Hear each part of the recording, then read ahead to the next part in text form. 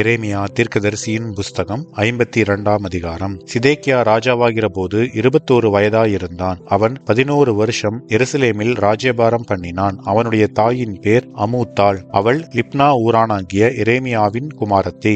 யோயாக்கீம் செய்தபடியெல்லாம் அவனும் கர்த்தருடைய பார்வைக்கு பொல்லாப்பானதை செய்தான். எருசலேமையும் யூதாவையும் கர்த்தர் தம்முடைய சமூகத்தை விட்டு அகற்றி திருமளவும் அவைகளின் மேலுள்ள அவருடைய கோபத்தினால் இப்படி நடந்ததும் அல்லாமல், சிதேக்கியா பாபிலோனிலே ராஜாவுக்கு விரோதமாக கலகம் பண்ணினான். அவன் ராஜ்யபாரம் பண்ணும் 9ஆம் வருஷம் 10ஆம் மாதம் 10ஆம் தேதியிலே பாபிலோன் ராஜாவாகிய நேபுகாத் நேச்சாரும் அவனுடைய எல்லா இராணுவமும் எருசலேமுக்கு விரோதமாய் வந்து அதற்கு எதிராக பாளையமிறங்கி சுற்றிலும் அதற்கு எதிராக கொத்தளங்களை கட்டினார்கள். அப்படியே சிதேக்கியா ராஜாவின் 11ஆம் வருஷம் மட்டும் நகரம் முற்றுகை போடப்பட்டிருந்தது. 4ஆம் மாதம் 9ஆம் தேதியிலே பஞ்சம் நகரத்திலே அதிகரித்து தேசத்தின் ஜனத்துக்கு ஆகாரமில்லாமல் போயிற்று. நகரத்தின் மதில் இடிக்கப்பட்டது. அப்பொழுது கல்தேயர் நகரத்தை சூழ்ந்திருக்கையில் யுத்த மனுஷர் எல்லாரும் ராத்திரி காலத்தில் ஓடி ராஜாவுடைய தோட்டத்தின் வழியே 2 மதில்களுக்கும் நடுவான வாசலால் நகரத்தில் இருந்து புறப்பட்டு வயல்வெளியின்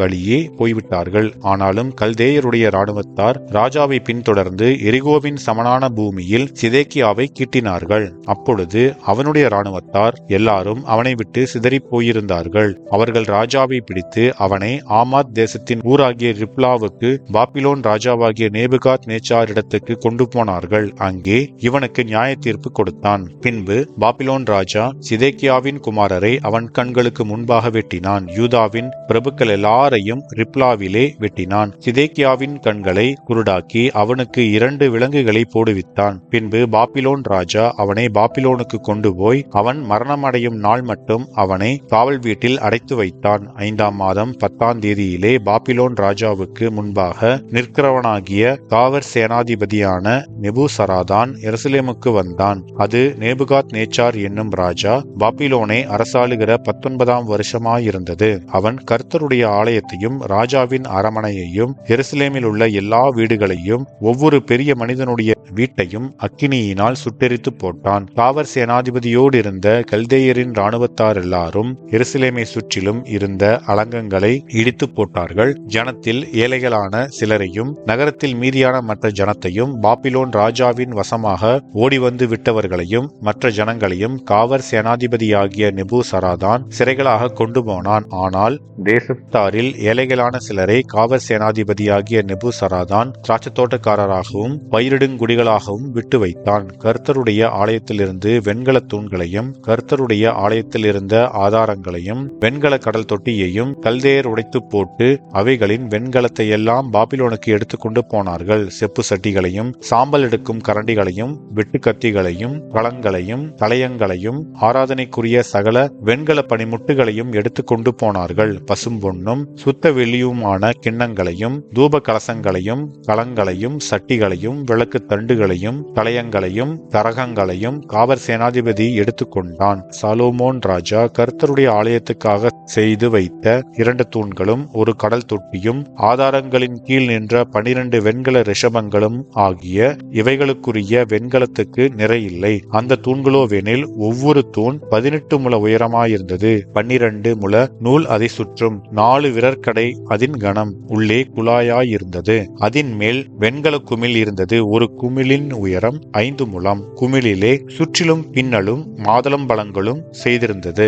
எல்லாம் வெண்கலமாயிருந்தது. அதற்கு சரியாய் மற்ற தூணுக்கும் மாதளம்பழங்களும் செய்திருந்தது. 96 மாதளம்பழங்கள் 4 திசைகளுக்கும் எதிராக செய்திருந்தது. குமிழை சுற்றிலும் செய்திருந்த மாதளம்பழங்கள் 100. காவற் சேனாதிபதி பிரதான ஆசாரியனாகிய சராயாவையும் 2ஆம் ஆசாரியனாகிய செப்பனியாவையும் வாசற்படியின் 3 காவற்காரரையும் பிடித்து கொண்டு போனான். நகரத்திலோ வென்றால் அவன் யுத்த மனுஷரின் விசாரிப்புக்காரனாகிய பிரதானி ஒருவனையும் ராஜாவின் மந்திரிகளில் நகரத்தில் அகப்பட்ட 7 பேரையும் தேசத்தின் ஜனத்தை சேவகம் எழுதுகிற தலைமையான சம்பிரதியையும் தேசத்து ஜனத்திலே பட்டணத்தின் நடுவில் அகப்பட்ட 60 பேரையும் பிடித்து கொண்டு போனான். அவர்களை காவற் சேனாதிபதியாகிய நெபுசராதான் பிடித்து அவர்களை ரிப்லாவுக்கு பாபிலோன் ராஜாவின் இடத்திற்கு கொண்டு போய் விட்டான். அப்பொழுது பாபிலோன் ராஜா ஆமாத் என்னும் தேசத்தின் பட்டணமாகிய ரிப்லாவிலே அவர்களை வெட்டி கொன்று போட்டான். இவ்விதமாக யூதர்கள் தங்கள் தேசத்திலிருந்து சிறைகளாய் கொண்டு போகப்பட்டார்கள். நேபுகாத் நேச்சார் சிறைபிடித்து போன ஜனங்களின் தொகை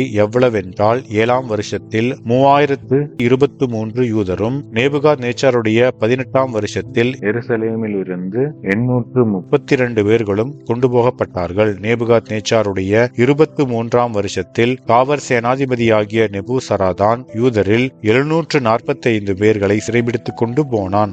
ஆக 4600 பேர்களாம். யூதாவின் ராஜாவாகிய யோயாக்கீனுடைய சிறையிறப்பின் 37ஆம் வருஷம் 12ஆம் மாதம் 25ஆம் தேதியிலே ஏவில் மெரோதாக் என்னும் பாபிலோன் ராஜா தான் ராஜாவான வருஷத்திலே யூதாவின் ராஜாவாகிய யோயாக்கீனை சிறைச்சாலையிலிருந்து வெளிப்பட பண்ணி அவன் தலையை உயர்த்தி அவனோடே அன்பாய் பேசி அவனுடைய ஆசனத்தை தன்னோடே பாபிலோனில் இருந்த ராஜாக்களுடைய ஆசனங்களுக்கு மேலாக வைத்து அவனுடைய சிறையிருப்பு வஸ்திரங்களை மாற்றினான். அவன் உயிரோடு இருந்த சகல நாளும் தன் சமூகத்தில் நித்தம் போஜனம் பண்ணும்படி செய்தான். அவன் உயிரோடு இருந்த நாளெல்லாம் அவனுடைய மரண நாள் பரியந்தமும் அவனுடைய செலவுக்காக பாபிலோன் ராஜாவினால் கட்டளையான அனுதின திட்டத்தின்படி அனுதினமும் அவனுக்கு கொடுக்கப்பட்டு வந்தது என்பதே.